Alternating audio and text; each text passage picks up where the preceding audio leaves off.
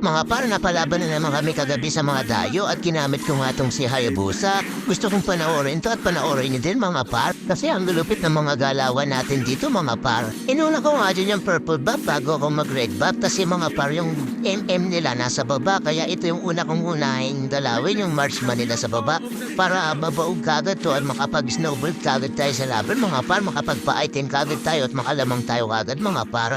Tatimingan lang natin yan ang mga par, sakto level 4 na rin ako mga par, tsaka natin papasukan yung mga yan. Thailand dumating dito si Alpha tsaka si Angela. Balak din pala nilang igang yung marksman namin para mabaog at hindi makapagpa-item. Mabuti na lang nandito rin kami, kompleto kami dito sa baba kaya makakapalag-palag kami dito mga par. Kaya lang napitas ka agad yung tank namin dito mga par kasi ang lakas ng damage niya ni Alpha mga par kapag early game mga par. Lamang talaga yan mga par kapag sinabayan mo.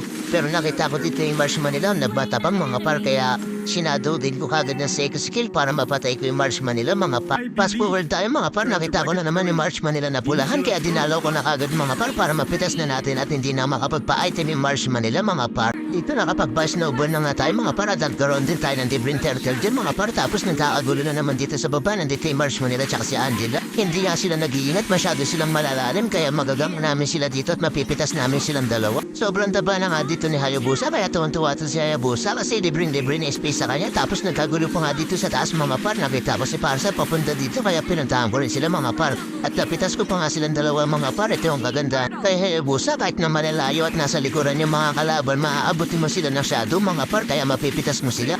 Ay sayang naman sumanip pa nga si Angela pero babalikan ko sila dito mga par. May kita yung damage dito ni Hayabusa mga par, timen yung damage mga par, ubus lahat ng minion tapos mapipitas ko pa dito yung Leslie mga par. Sayang nga lang di ko pa na double mga par kaya makakapag-lord na kami dito mga par, libreng lord kaya kakampi na sa amin dito si Lord mga par. Sigurado mananalo na kami dito mga par tapos natagulo pa nga dito sa may bandang tower nila mga par at pinasok ko sila dito tapos na double kill ko pa nga sila. Ay maasa pa ako dito na mati-triple kill ko sila mga par kaya lang nakatakas dito si Angela mga par kaya matatrap tayo dito mga par. Masyado akong napalalim dito mga par tapos cooldown pa yung mga skill ko. Dapat pala di ko na pinilit yan, tuloy nakaisa sila sa akin kaya tatapusin na natin to mga par kasi baka mamaya bumaliktad pa to mga par kasi na-shutdown na nila ako mga par, makapagpa-item na yung mga yun Nakita ko nga dyan si Pasha na nag-SS kaya siya na yung inuna ko. Tapos sinunod na namin yung tank nila. Tapos nagmatapang pa nga dito yung jungle nila mga par, pumasok sa mag-isa mga par. Tapos nandito yung dalawa kaya hindi rin makakasanib dito si Angela kaya napitas ko siya dito mga par.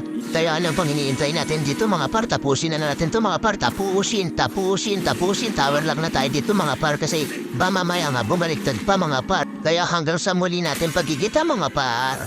Paalam!